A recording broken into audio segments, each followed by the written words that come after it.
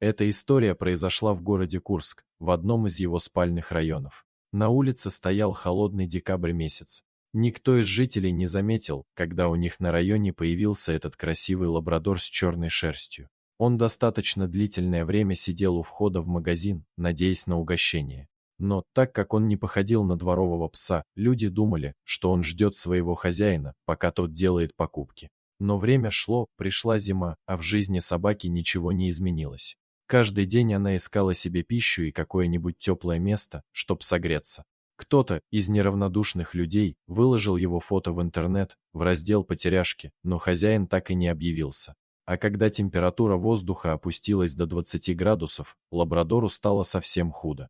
Он встречал каждого человека, выходящего из дома, умоляющим взглядом в надежде, что ему разрешат погреться в их подъезде. И однажды ему повезло встретить волонтера, которая захотела помочь замерзшему лабрадору. Анжелика, так звали девушку, впустила собаку в подъезд и каждый день приносила ему еду.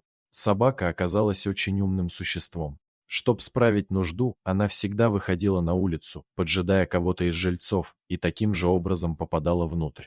Лабрадор вел себя очень тихо и никому не создавал неудобств. Но не всем жильцам нравилось, что в подъезде живет уличная собака, и ее начали прогонять на улицу. На тот момент температура воздуха достигла 27 градусов ниже нуля. После такого Анжелика начала действовать. Она написала обращение в социальных сетях с просьбой о помощи лабрадору по кличке Томас.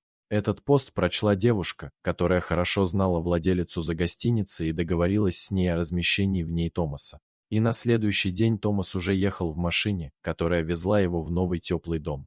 По поведению Томаса было заметно, что он очень рад переменам в своей жизни. Правда, гостиница в зимний период всегда переполнена, но лабрадора все равно приняли. Как можно оставить бедное животное замерзать на улице? Если уже и лабрадоров бросают, что тогда говорить об обычных дворнягах? По приезду в гостиницу Томас немного растерялся. Скорее всего, он жил в квартире вместе со своим хозяином, так как в будку с сеном он заходил с опаской. Может, его хозяин умер, а его родственники выгнали животное. Для Курска это обычное дело, к сожалению.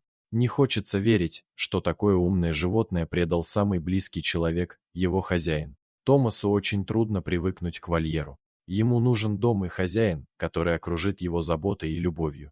Дорогие зрители, подписывайтесь на канал, ставьте лайки, пишите комментарии. До новых встреч!